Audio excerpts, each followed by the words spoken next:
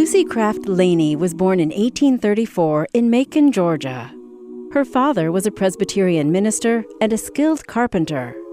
He had once been a slave, but had bought his freedom 20 years before Lucy was born. This is the Reverend David Laney, born in 1814 near Maysville, South Carolina, where Mary McLeod Bethune was born. He was such a devout person that he was taught to read but not to write. And after the war, he was the first minister of the Washington Avenue Presbyterian Church in Macon. And he joined the Southern Church, but they told him he could not vote on anything except what had to do with black people. This is the Hay House in Macon, and it's owned by the Tracys, the Johnsons, and the Campbells. And that's where Miss Lucy grew up. These people owned her mother. She would go there and follow her mother around. Well, so Miss Flora sees her, and for some reason, caring nothing about the law that says you can't teach a slave to read and write, Miss Flora teaches her to read and write and then teaches her Latin. Lucy Craft Laney is one of the most interesting women in Augusta history, actually in Georgia history, and she was known nationally, so we could put her right in there with U.S. history. By the time she leaves, she's read Shakespeare. She's got a very fine education when she leaves to go to Atlanta University. And she goes there with 87 other kids who've been asked to come from the other AMA schools that were started for slaves. When the Civil War came to an end, it was Lucy's father who rang the bells of Washington Avenue Presbyterian Church to celebrate emancipation. In the years following, the Freedmen's Bureau and the American Missionary Association founded a high school for African American children in Macon, where the medical center now stands. Young Lucy attended it until the age of 15, when she was chosen to enroll in the newly founded Atlanta University. This is the earliest picture of Lucy Craft Laney. It was taken her senior year at Atlanta University. She was in the first class at Atlanta University, 1873, and was an honor student. There were only about 7 or 8 graduates. For the next 10 years, Lucy taught African American children in any facility she could find in Milledgeville, Savannah, and Augusta.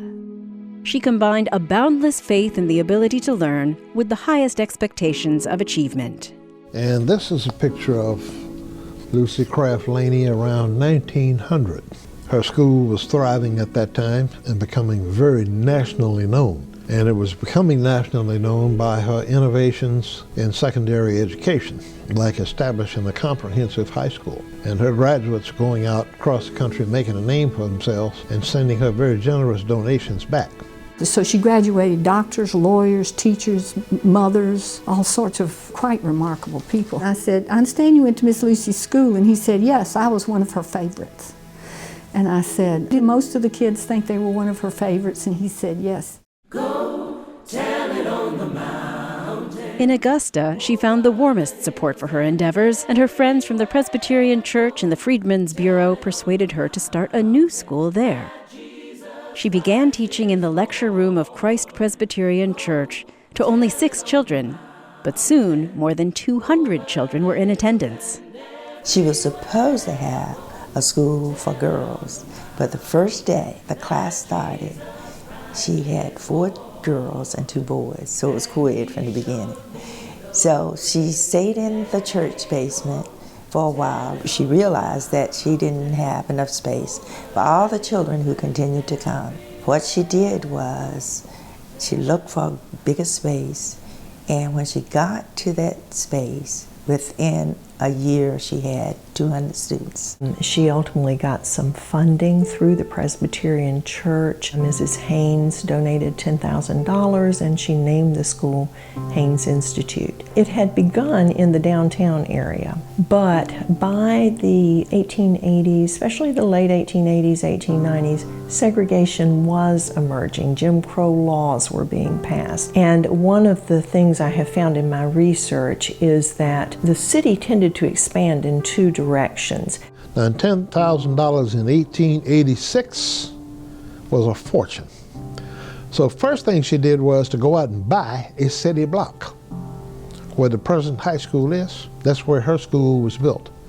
And this building was built, Marshall Hall. Now in that building, she had her administrative offices on the 2nd floor. She's operating right through the worst of the Jim Crow era, and the treatment that African Americans were receiving. Another interesting side of her is that it was at Lucy Laney's home in 1917 that the Augusta chapter of the NAACP was founded.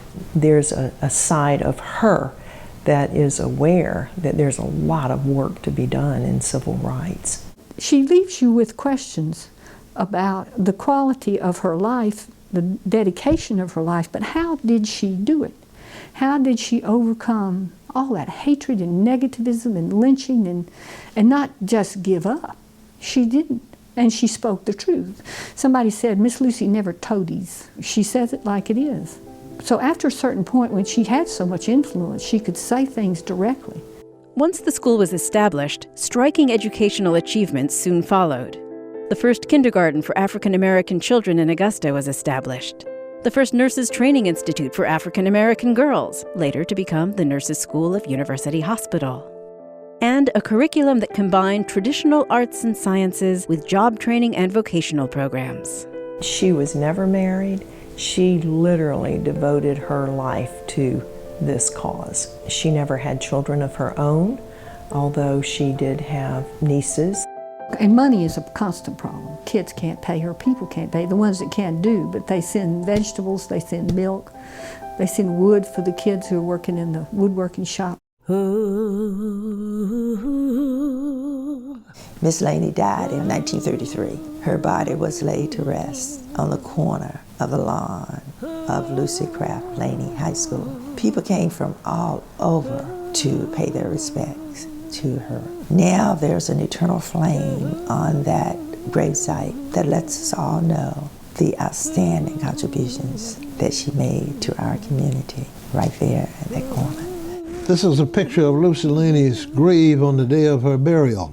Her funeral was 3 hours and 15 minutes long, and there were college presidents here from all over the country, benefactors from everywhere, super rich down to the super poor. And the Chronicle estimates over 10,000 people were there. Now only about 1,000 could get in the arena. So what they did was raise the windows and they were just packed all around outside. They just wanted to be there. The other thing is Jimmy Carter made it possible for her portrait to be hung in the Capitol building. In fact, Faye had a special artist to come in and do her portrait, and it still hangs there. Stay focused, practice discipline, educate yourself. You can do anything you want in this world. I think that's her legacy. And service to mankind, because she was a servant of the people, the mother of the children of the people. That literally is the truth. We only have a few things that belong to Miss Laney, and one of them is her piano.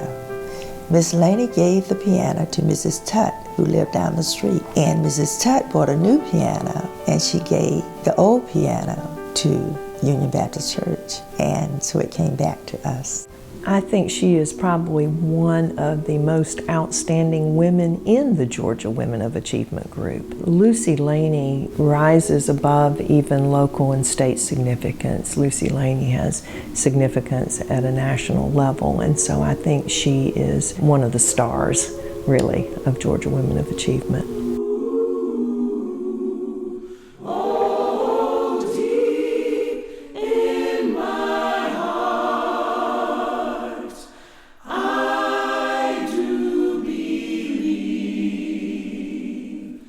We shall